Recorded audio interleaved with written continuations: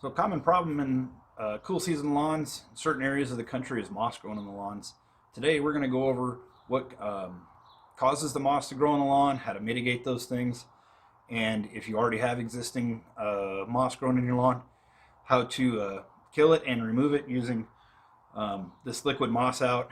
I'm going to try this out. I've heard a lot of great things about it, and I've done a little bit of testing, and I'll have to show you the results.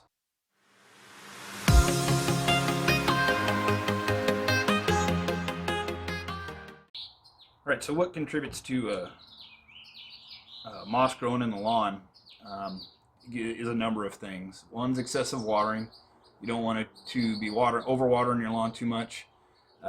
Inch to an inch and a half a week is more than enough, and you do that deep and infrequently.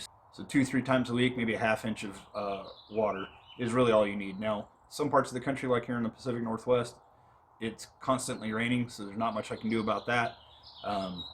With the exception of about 2 months out of the year, I don't normally even use my sprinklers. Another thing is poor drainage.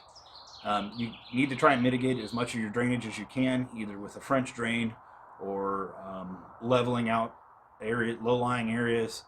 The other thing you can do that really helps is deal with compaction. You can use the compaction cure from the Next products, which is Aerate and RGS. And I'll leave a link below to where to purchase those. Also, you can do core aeration in the spring or the fall. Really helps. Anything to break up the compaction, to keep the drainage so that you don't have a moss problem. Another thing that does contribute to moss growth is shade. Sometimes you can't do much about it, depending on, like I have a real bad problem on the north side of my house with it. It's just where the sun doesn't get to it very often, so that's where the bulk of my problem is. I also had a problem in the kind of the north side of a larger maple tree I have, and what I did with that is I limbed the tree up really well. About anything I could reach from a standing position, I cut it off and opened up that canopy a bit and got more sunlight in there, and it definitely seems to have helped. The other thing that contributes to moss growth is acidic soil. Now, the only way you're going to know if you have acidic soil or not is to do a soil test. Generally, most people do those in the early spring when they've gone several weeks without putting any fertilizer down to give you a good true reading of what your pH is, as well as your other nutrients in your soil. But if you have a moss problem, you more than likely have some pretty acidic soil, and there's a couple ways you can address that as well. And you can address the pH issues with lime applications, but you really don't know how much lime or what type of lime to use without a soil test. So I'd highly recommend, before you start putting lime down, to do an actual soil test to see where your pH is, and you want to get it above 6, get it in that neutral area where your lawn's generally happy anyways, and you'll have a lot less problems with the lime or with the moss. Now, what I have found that seems to work really well after doing a bunch of research is this liquid moss out by Lily Miller. I've used the granulars. They do work.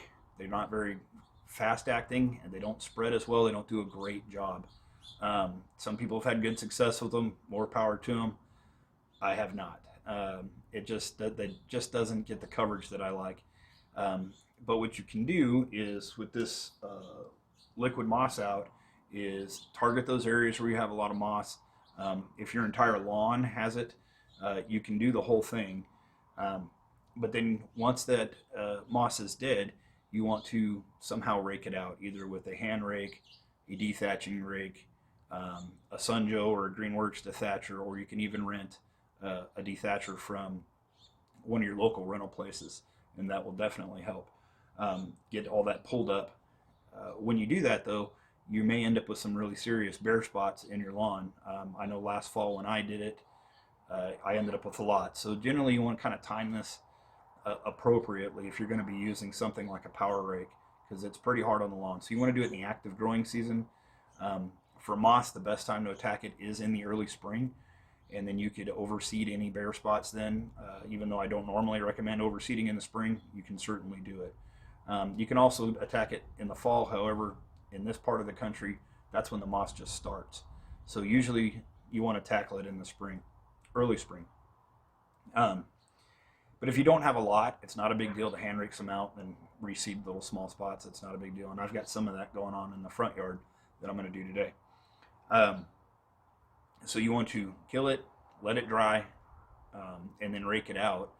Another way to prevent it is to make sure you're mowing regularly, fertilizing at least 3 or 4 times a year. Some people that I see have a lot of problems with moss. They almost never fertilize their lawn. If they do, it's once, maybe twice a year, and they just don't get the thick turf canopy to block out the growth of that moss, and that tends to overwhelm them eventually. Anyway, with this Lily Miller, this stuff works pretty well.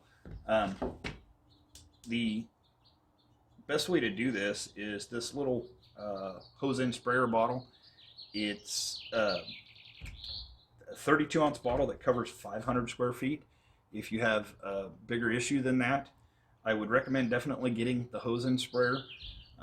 This comes out at a very high rate of concentration. I believe it's about 8 ounces per 125 square feet, so you can use it up quickly.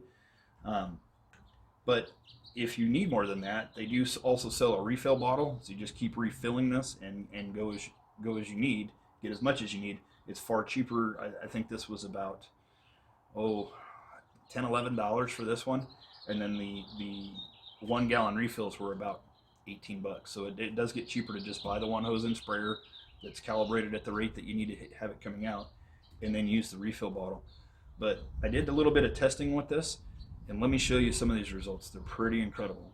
So here you can see before I did anything, I have this small patch on the side of my trailer that is pretty excessive growth of moss, and literally in 20 minutes it turned it pretty black. Definitely put a hurting on it. And then this picture here is from 24 hours later, and then this one is 48 hours later, and it definitely put a hurting on it. Now this I'm not really going to rake out. I'm going to renovate this whole area anyways, but it was a good example to use as a test. You can see it. Now I've got some spots in the grass. I'm going to go apply this here in a few minutes and show you how quickly this thing works. But it works well. But once you get this stuff dead, I mean, it is a bit of work trying to get it back up out of the lawn, but you do want to overseed it, keep your grass growing healthy, and you should have a lot less problems. But anyway, let's get this going. Okay, a couple words of caution with this stuff. You don't want to get this on anything other than the lawn. It will stain concrete, fencing, your roof. Do not. Doing some research on this stuff, I found a guy that actually put this on his roof. I couldn't believe it. Don't put this on your roof. This is intended just for the lawns. So if you get any on your concrete and that, I'm going to link to a couple videos up here in the eye icon where Jimmy Lewis and Jeremy of the Greener Lawn used a Goofoff rust remover that seems to work extremely well. So those links are right there, and I'll also put them in the description down below. But try to avoid getting this on any concrete or the side of your house, fencing, anything other than lawn, because it will stain it. So if you remember from some of my previous videos, this whole area on the north side of my house doesn't get much sun, and I've been watering a lot because I use the Turfman.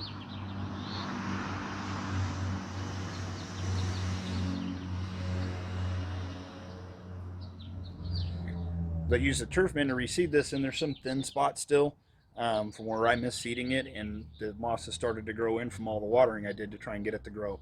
So I'm going to deal with that moss, and then in a couple days I'll come back and seed in the small little spots. But anyway, you put this down quite heavy. It's 8 ounces of this product per 125 square feet. So this whole bottle literally goes on 500 square feet. So I'm going to try that, get that out here, and we'll show you a little bit before video. And then I'll give it a few minutes and show you the effects after.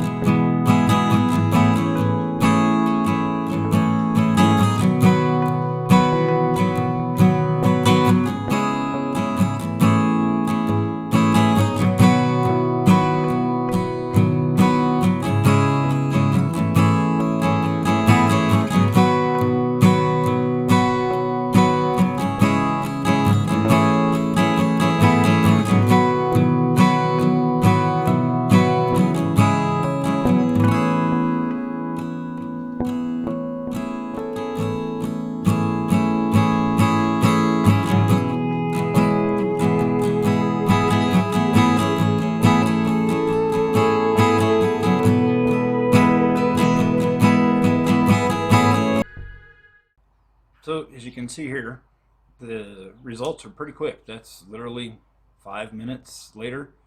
The moss is already turning black. Now the bottle does say to let it sit for a couple days, and then when it's dried out, you can rake the stuff back out of there. And that's my whole plan, is to let that dry, rake it out, and then put some seed to fill in those little spots. But this is definitely something that works. It definitely seems to work extremely well, extremely quickly, and a bit more effective than the granular product. If you have any questions, feel free to ask me down below. I'll gladly answer them. If you haven't already, please subscribe. Doesn't cost you anything. You can even hit the notification bell, and you'll get a notification every time I upload a new video. And we'll see you in the next video. But try to avoid getting this on any concrete or the side of your house, fencing, anything other than lawn, because it will stain it.